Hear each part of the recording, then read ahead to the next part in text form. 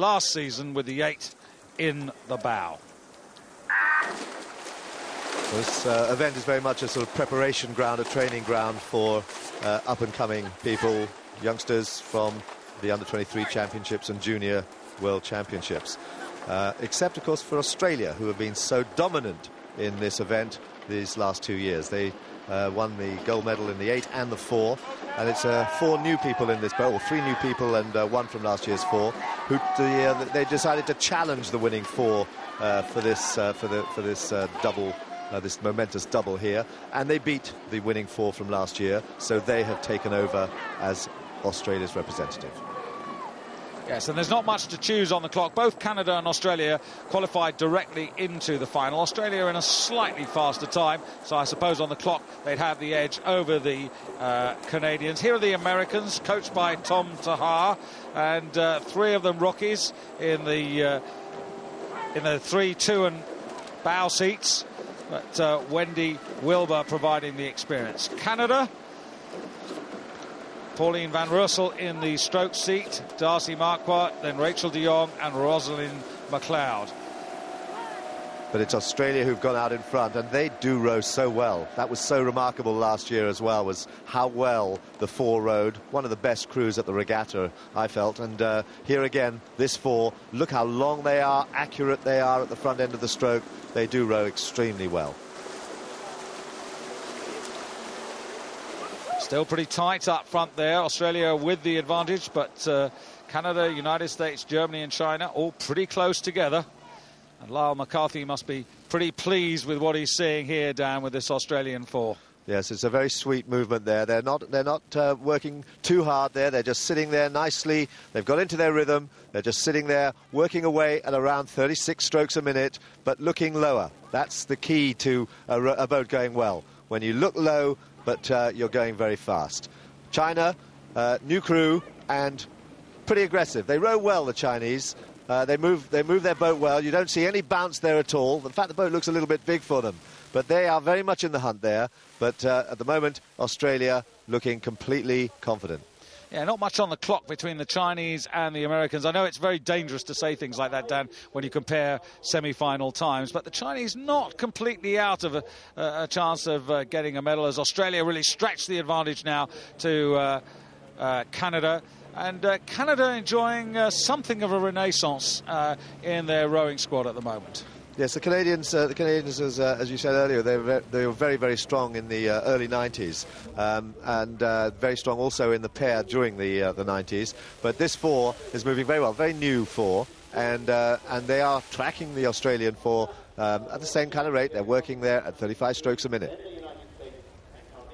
So Australia now with almost clear water over the Canadians, who are making second place their own. And so it looks, Dan, as if it's going to be the fight for the bronze, which is going to be the most intriguing. And Germany, who we've rather ignored, doing rather better than I expected on the near side here. This is a good effort. This is a crew put together by Ralph Holtemeyer and Hans-Jürgen Forster.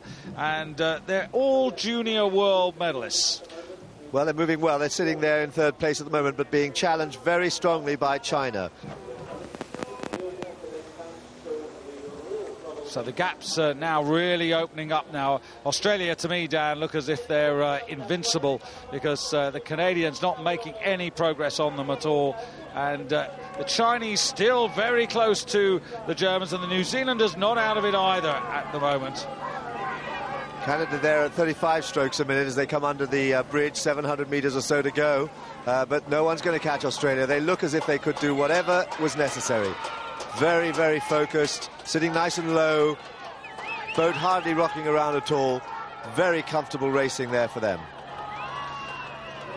Well, out of picture just to the left now, Dan, perhaps the most fascinating part of the race, which is the progress of both China and New Zealand, who they seem to be accelerating, and the United States and Germany seem to be dropping back. So we will have a fight, surely, for the bronze medal. But the Australians, well, they've been magnificent. Well, they're just sitting there at 34 strokes a minute. They've just made a change now, just begin to push on for the last 500 metres, but they hardly have to really raise their rate at all. They are moving away with every stroke, with Canada 2 strokes a minute higher at 36, chasing them down, but really no one's going to touch them. here, though, with China moving up there. China really now in a position to medal at this regatta. Yes, that's a very good quarter by the Chinese, 1:37.87. But despite the fact that the Chinese have been moving fast, the Australians 1:37.35. So still the quickest boat on the water. And the New Zealanders, the third fastest. The New Zealanders, who are right on the far side in lane number 1, trying to get back on terms with the Chinese, but they've got an awful lot of work to do. And I don't think they're going to make up that sort of ground with about 350 metres to go. So China at 38 strokes a minute, the Australians still at 35 strokes a minute. Really, the difference is palpable. They're probably also in mind that they're going to be racing in the 8 tomorrow, so they don't want to overextend themselves, but they are winning this so comfortably. China putting a lot of pressure now on Canada. Canada, who raced very well, holding off China. China moving at 38 strokes a minute, trying to push back past Canada. Yes, this is a brilliant piece of sprinting here by Feng Zhuling and Huan Long Kong and Kurping Yang and Zhao Zhufeng, who are the quartet for China. And they're not going to get the silver medal, Dan, but they've done tremendously well to take the bronze. They've been tougher and stronger, particularly through the middle part of the race, and they're coming home really quickly now. Still, though, the Australians in command here, but they, as you said, just cruising through.